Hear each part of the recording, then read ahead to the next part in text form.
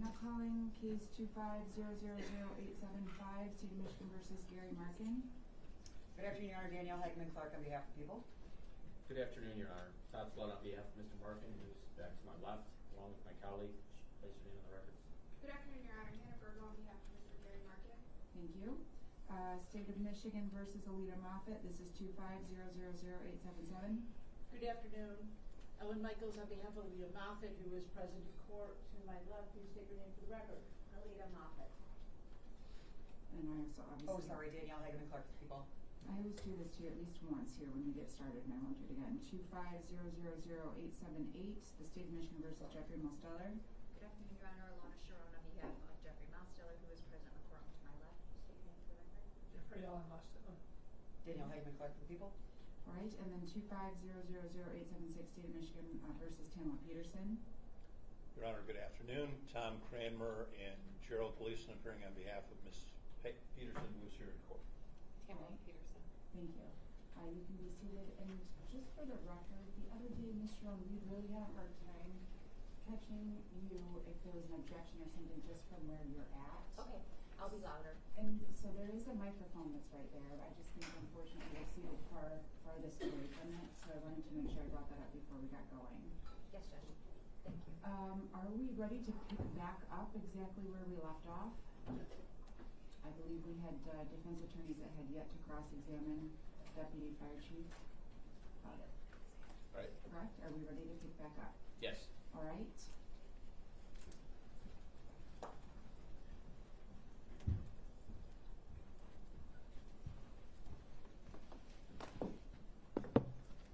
Please raise your right hand. Do you swear or affirm to tell the truth, the whole truth, and nothing but the truth? I do. Thank you. Have a seat. Thank you, Your Honor. I have no questions of this witness. Okay. Thank you so much, Your Honor. I have no questions of this witness. Okay. Your Honor, I have no questions for this witness. All right. Anything for the people then? I just want to place on the record that, of course, Mr. Kessel, whose witness this is in trial in Third Circuit, and so I am prepared to do a brief redirect if the court allows it. I understand that's not typically how we do things with having different prosecutors for different witnesses, but I am here. Okay. We'd have no objection to that. I have no objection to that as well. No objection. All right. Thank you. Great. Thank you. Good afternoon. Could you tell us your name? Shawn Hugg. Thank you, Mr. Hugg. And you previously testified last Friday about your work and as it relates to this particular case. I have just a few areas that I want to talk to you about. Okay? Okay. You indicated on cross-examination that prior to working on this particular case, you did not have any previous experience with hyperbarics. Is that right? That is correct.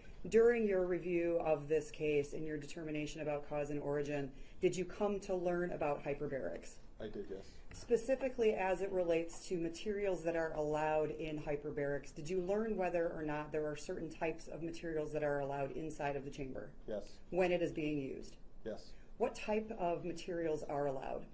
Cotton, 100% cotton, or up to a cotton poly blend with no more than 50% polyester.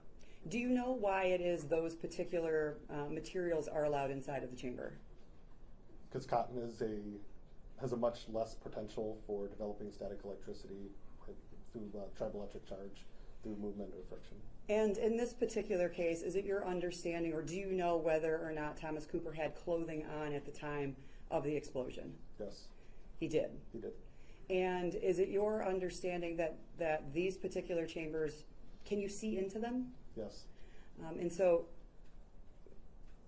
let me ask you this. In terms of the mattress that people lay on, are you aware of whether or not material is used on those mattresses? There's typically a sheet placed on the mattress. And what what sort of material is used in that scenario? It's cotton. And again, you've indicated that cotton. Is he indicating that a cotton sheet was used in this scenario, or just generally people use cotton? I can clarify. Thank you. Do you know what kind of sheet was used in this case? I do not. Okay. Generally, what kind of material is used? Objection. Relevance. I don't really, respectfully, Your Honor, does it matter what generally is done? What matters is what happened in this case. And if he doesn't know, he doesn't know. Did you want to respond to the objection? I think it does matter in terms of what's allowed within these chambers. If the argument is that material to material is what potentially caused this explosion, then I want to talk about that. And if that's truly the case, why aren't we having more explosions? That's what I'm getting into. Your Honor, she's already asked him what's allowed. I have no problem, I don't think any of us do, with her asking what's allowed. But in terms of if he doesn't know what was actually used in this case, I think any additional line of questioning is inappropriate because he can't testify to what was in the chamber.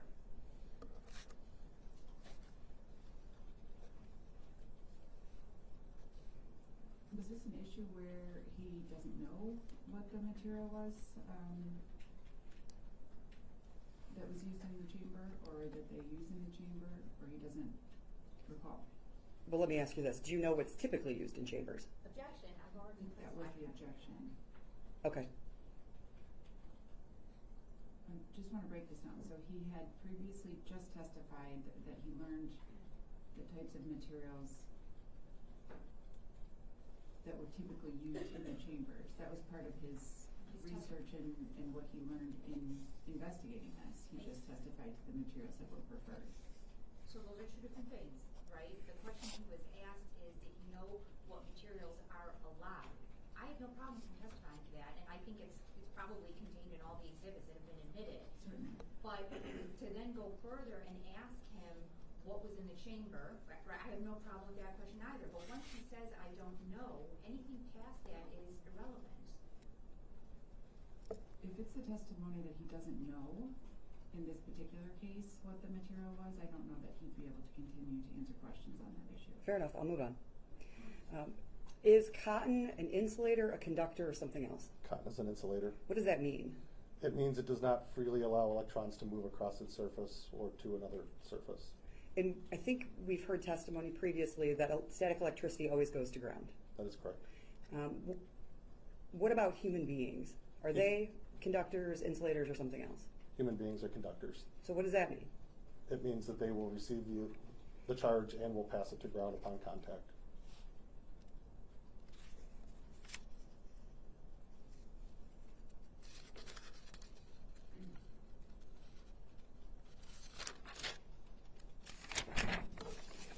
Are you familiar with NFP 921? I am, yes. What is it? It is the guide to fire and explosion investigations. And are you specifically familiar with 19.4? I am, yes. What is that? It is the section on data analysis. What does it say about data analysis? It states that the investigator must utilize his knowledge, experience, and training in the analysis of data or facts that are gathered throughout the course of the investigation. And if the investigator does not have the knowledge or experience, that they may reach out or utilize that of experts in that field. Did you do that in this case? I did, yes. And who were the experts that you reached out to or relied upon? I utilized the reports that were submitted by Mr. Berman and Mr. Melenchenko.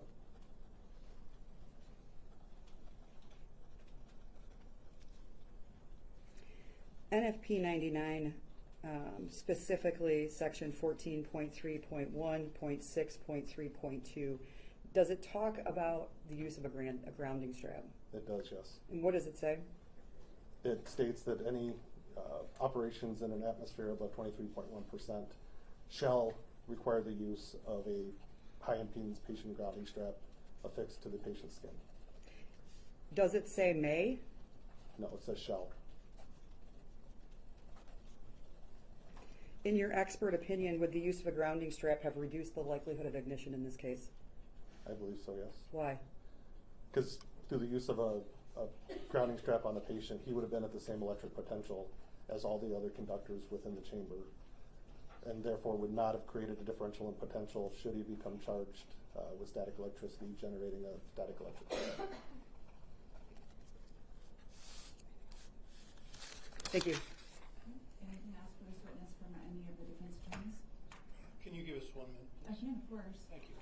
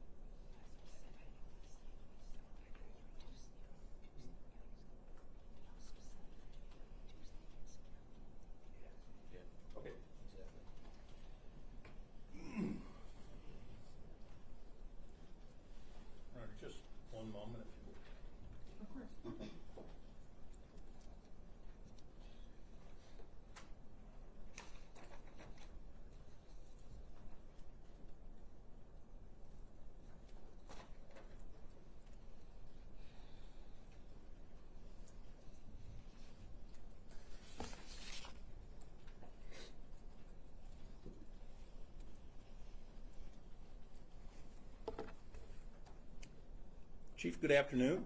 Good afternoon. Chief, just to be clear, you're not changing or disavowing any of the answers you gave me to my questions on Friday, are you? I do not believe so. Okay. You understood my questions? I believe so. And you answered the questions truthfully and to the best of your knowledge and ability, right? Yes, sir. All right. Since your testimony on Friday, have you talked to anybody about your testimony? Nobody involved with the case. Okay. You had no contact with anyone from the prosecution team from Friday until right now? Not after Friday afternoon, no. How about when you say Friday afternoon, does that include time after your testimony? Yes. It does? Yes. Okay. So just to be clear, so I'm clear. Once you left the witness stand on Friday until now, you haven't talked to anyone from the prosecution team. Is that true? No, afterwards I did talk with Mr. Kessel. Oh, you did? And what did you talk about? Just about coming back today. Uh-huh. And did you talk about ways to improve your testimony? I did not. Did you talk about anything substantive regarding the case? I did not. You just talked about logistics? It was logistics, and he stated that if he had any other information that might be pertinent to my way of testifying as to my speech or the way I articulate myself, he would let me know, but I have not heard from him since Friday afternoon. All right. Were you asked to review any materials in connection with your continued testimony? I was not asked to, no. Okay. Did you do that? I did, yes. What did you do? I did a little bit of Google researching. I went back through 921. I reviewed NFPA 99. I reviewed my report. Okay. And did that help or assist you? It did, yes. Okay. And we talked a little bit about, I believe Ms. Hagman-Clark did, asked you a little bit about 921 and section 19.4, right? Yes. And that's the section that talks about analyzing data, right? Yes. Okay.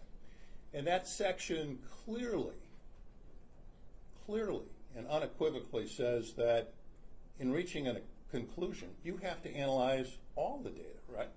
Yes. And you haven't done that in this case, have you, sir? That is correct. So, because you haven't analyzed all the data in this case, you can't possibly have come to a final conclusion about the origin and cause of this fire. Isn't that true, Chief? Through the utilization of the expert reports and the video in which I reviewed and the information that I have come to that conclusion, yes. Well, Chief, you're going to have to help me with that. Because in June and July of 2025, you met with interested parties to gather more information about your investigation, right? Correct. And interested parties, as we talked about, is a term of art, isn't it? Yes. Interested parties refers to all of the people who might have an interest in the origin and cause of the fire, right? Correct. In this instance, it's people on what I'll call the civil side of the case, right? Yes. People who aren't really in this room, true? There were representatives from the side there. That wasn't a very good question. But that's a separate kind of side of this case, the civil side, true? Yes, sir.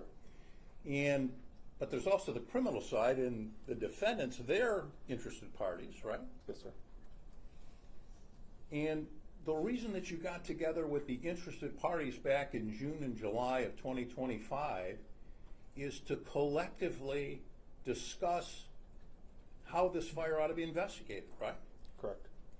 And the idea of doing that, and what 921 tells us and teaches us, is that it's better to get all the people involved together at the same time and essentially conduct one investigation so you don't have people going in different directions, taking this piece of evidence or destroying that piece of evidence. Everybody's kind of together, right? Yes, sir. You gathered that information, right, in conjunction with all the interested parties, right? Yes. And you haven't analyzed what you gathered. Isn't that true? Specifically, that is correct. Okay. And we talked last Friday about one of the things you haven't done is you haven't analyzed any sample that might be taken from the oxygen tank, right? That is correct. And it might be, we don't know because you haven't done it yet, it might be that that investigation turns out that there was some impurity in the oxygen which could have been a contributing cause to the fire, true? I utilized the expert report who is an expert in the field of hyperbarics and mechanical engineering, who stated that there were no observable evidence of any type of flow-rated ignition. All right. And I appreciate that, but you got to listen to my question. Here's my question. The fact is that you haven't yet analyzed any sample that might come from the oxygen tank to see whether or not there may have been some impurity in the oxygen tank, right? You haven't done that. That is correct. And I think you told us on Friday that that's a potential issue in this case, isn't it? I did on Friday, yes. Okay. You're not changing that now, are you? As I went back and reread my report, Mr. Berman's expert report stated about the no observable. All right. But, Chief, let's be candid here. Mr. Berman didn't test the sample from the oxygen tank either, so he couldn't possibly have come to any conclusion about that, right? It calls for speculation. What Oh, no. Berman is, I'm sorry, let me finish, please. What Berman is able to do with his report, he was subject to cross-examination on, and if that was a question, that should be a question for him. The questions that he's able to answer is what he relied upon to come to his cause and origin expert opinion. So this is outside, and it calls for speculation about what Berman can or can't do. No, with all due respect, it does not call for any speculation. He can certainly testify as to whether or not, to the best of his knowledge, Mr. Berman has tested any sample from the oxygen tank. That's the question.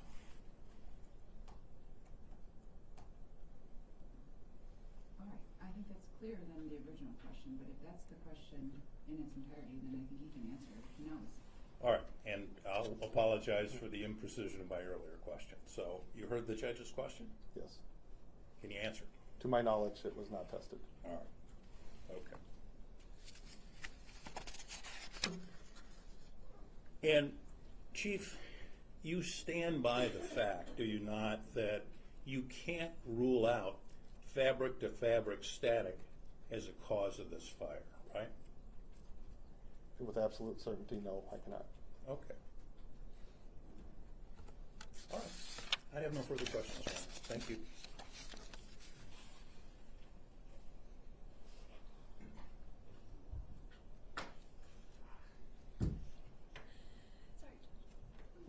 I have that.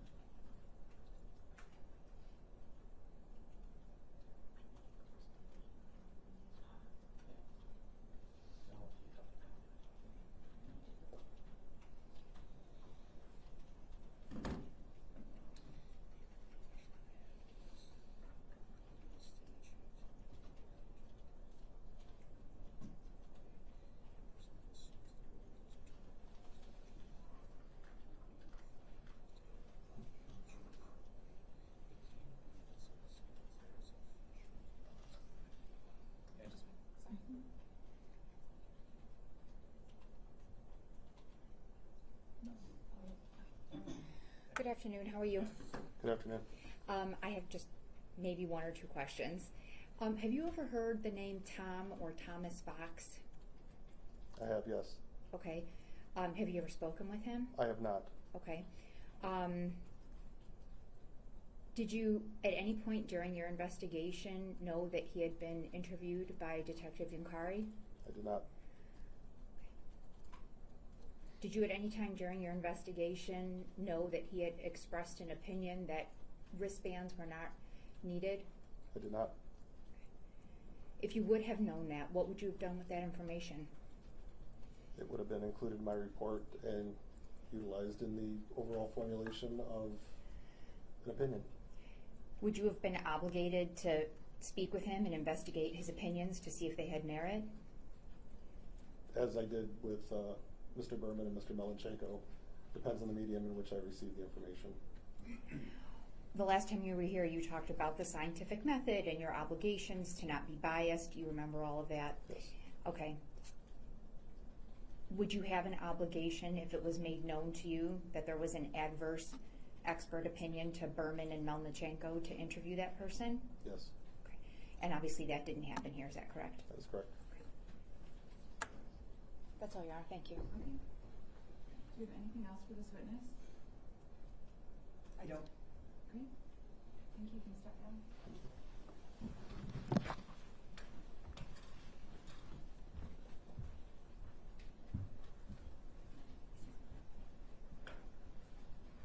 I'm going to go out on a limb and say we don't have another witness. No. Okay. Your Honor, if we could speak to the missing witness. I think this is the third day that he's not appeared. Well, no. Because I was under the impression that this witness was going to take the afternoon, and we specifically talked about the last witness having a different day, but I don't want to say I was misled, but I clearly didn't have the information that would lead me to believe we'd be done by 1:30. I'm speaking of the prior dates that he did not appear. He's not appeared on prior occasions, and more so to guarantee that is he going to appear at a future date. That to me, that's my problem, not theirs, right? Well, Like he's my witness. He's Do going to you be want to here. talk about this on the record? If you do, I don't have an issue if you want to come to the microphone and we can talk about it, because I think it's probably you. best that we Is should that move your with the issue? plan here. Right. Thank you for the opportunity to address where we go next with this case at the bench. We did talk about scheduling, and although I had underestimated how quickly we were going to wrap up with the witness today, I do recall that there was not an order for the people to have the next witness because I thought we would take a little bit longer for the afternoon. So at this point, taking into consideration what I believe will be the time needed to finish the testimony in this case, all of the attorneys that are working on the case, except for Mr. Kessel, who will be notified of the new date shortly here. Everyone's coming back January 12th in the morning, 9 a.m., potentially the 13th. The remaining witnesses that we anticipate for the people witness, I should say, plus any potential witnesses that the defendants may like to call or recall, will all be notified that they have to be present here on the 12th at 9 in the morning, potentially continuing the following day at 9 o'clock in the morning on the 13th. And they have to be present so we can just go from one witness to the next as we continue to move through the case. We also had a brief conversation at the bench about the expectation for where we would go once the testimony is finished. I haven't made a final decision about any time frame before bind over arguments would be made after the end of the testimony, or whether or not the court will accept any written submissions summarizing the positions of each of the parties. I'll decide that obviously after we conclude the testimony, but there is a potential that I won't be doing all of those things, including that summation. I know we had talked about it previously, but I'm placing on the record at this point. We may or may not be doing that depending on where we end up on the 13th. Does anyone else have anything that needs to be added to the record that would summarize what we talked about at the bench as far as scheduling? Nothing from Mr. Markin, Your Honor. One caveat, just because it's worth repeating. We're taking a witness out of order, potentially civilian, that then in turn may cause us to call back the OIC. Just wanted to give the court notice on that. I'll make sure my schedule is cleared up for the 13th with Mr. Weaver. Thank you. I think that's fair. We did talk about that. We did talk about the potential for having to recall a previous witness as well. Now that defense attorneys have all confirmed they have all of the discovery as we addressed the previous witness's testimony, but it seems appropriate to place that on the record. Anything on behalf of the people that needs to be added to the record? Not that I'm aware of, Judge. And perhaps we should have inquired of Detective Trigger. I anticipate that she'll be here on the 12th and the She's 13th. already telling me that she's not going to be able to be here, and it's just not an issue. She's going to be here. We have flights booked, but I will figure it out. She'll figure it out. Okay. All right, so that's it for the rest of the day, then we are adjourned. Thank you. Thank you.